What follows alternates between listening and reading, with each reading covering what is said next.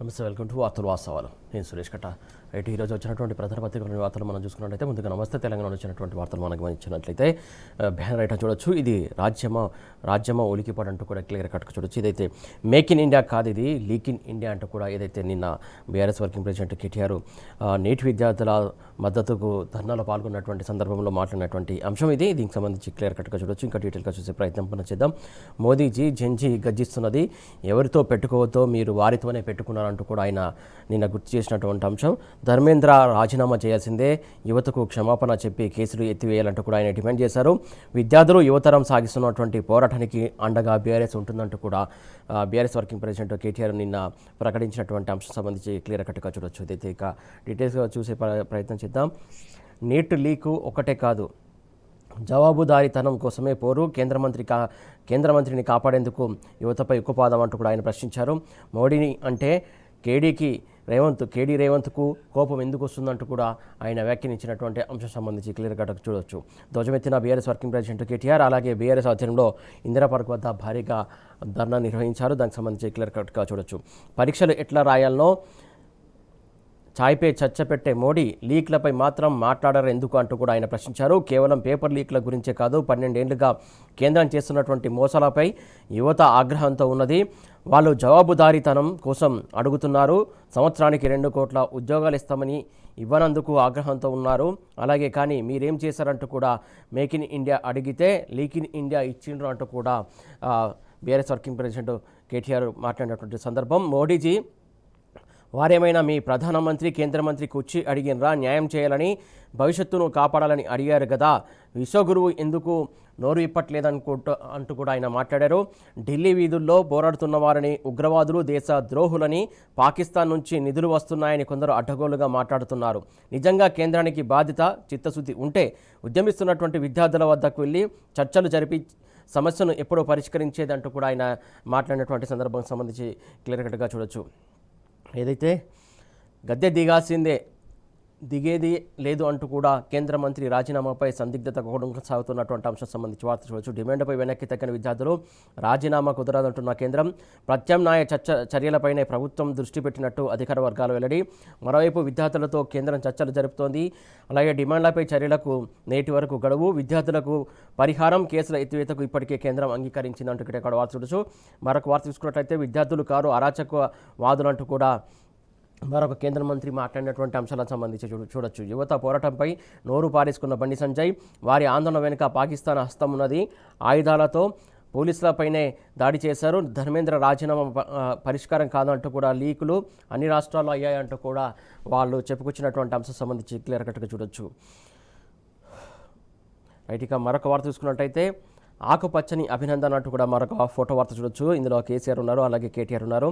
నిన్న కేటీఆర్ బర్త్డే సందర్భంగా తన 50వ జన్మదినోత్సవాన్ని పురస్కరించుకొని green India challenge founder Santosh Kumar కోరిక మేరకు కూతురు రియాన్షితో కలిసి మొక్కను నాటుతున్న బీఆర్ఎస్ వర్కింగ్ ప్రెసిడెంట్ కేటీఆర్. ఈ సందర్భంగా కేసీఆర్ అలాగే శోభమ్మ దంపతులు కేటీఆర్ను దీవించారు. సతీమణి శైలిమ, కుమారుడు హిమాంశు కేటీఆర్కు బర్త్డే విషయం చెప్పారంటూ కూడా ఇక్కడ క్లియర్ కట్గా చూడొచ్చు వార్తను. ఇక మరొక వార్త చూసుకున్నట్లయితే ఏదైతే హైడ్రా భయానకం అంటూ కూడా మరొక వార్త చూడొచ్చు.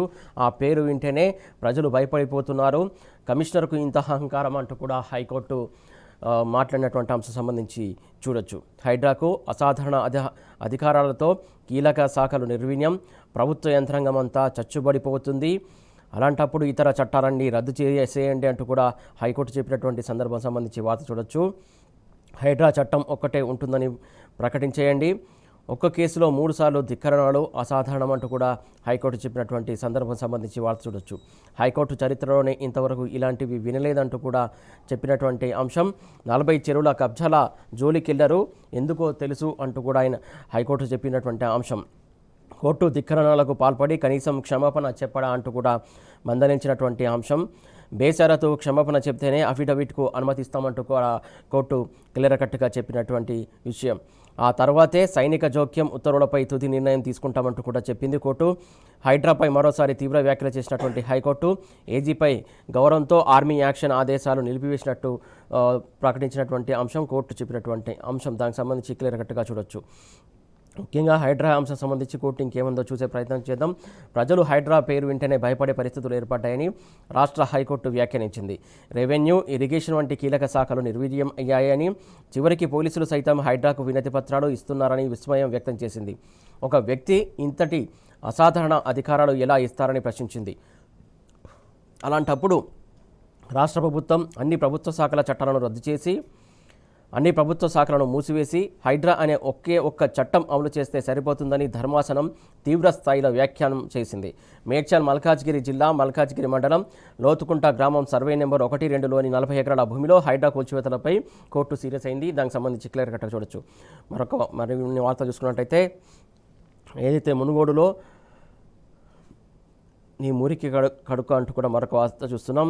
ఏదైతే మా నియోజకవర్గాలపై మీ పెత్తనమైంది అంటూ కూడా రాజగోపాల్ రెడ్డికి మంత్రి పదవి ఇవ్వద్దంటూ కూడా ఒకరినొకరు మాట్లాడుకున్నటువంటి అంశం. దానికి సంబంధించి చూడొచ్చు. వినాశకాలే విపరీత బుద్ధి ఏదైతే నాపై వ్యాఖ్యలు చేయడం సామేలు విఘ్నతకే వదిలిస్తున్నట్టు కూడా రాజగోపాల్ చెప్పినటువంటి అంశం. అటు సామేలు వర్సెస్ ఇటు రాజగోపాల్ రెడ్డి జరుగుతున్నటువంటి అంశం.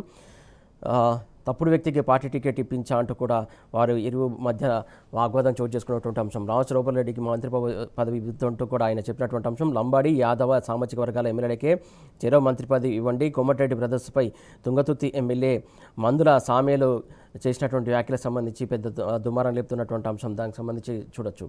ఇక మరొక వార్త చూసుకున్నట్లయితే మక్కల టెండర్లలో కాసుల వర్షం, మార్క్ఫెడ్ టెండర్లో గూడు పుట్టని, బిల్డర్లకు 76 కోట్లకు పైగా లాభం. అలాగే మార్క్ఫెడ్ వద్ద 2200కు కొని మార్కెట్లో 2400కు పైగా అమ్మకం జరుగుతోంది.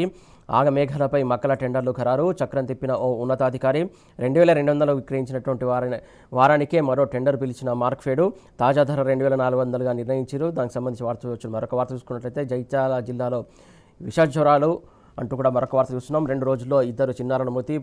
పోరండ్ల గ్రామంలో విషాద ఛాయలు. జ్వరాలతో మంచం పట్టినటువంటి గ్రామస్తులు వైద్య శిబిరం ఏర్పాటు చేసిన అధికారులు అన్నట్టు కూడా వార్త చూడొచ్చు.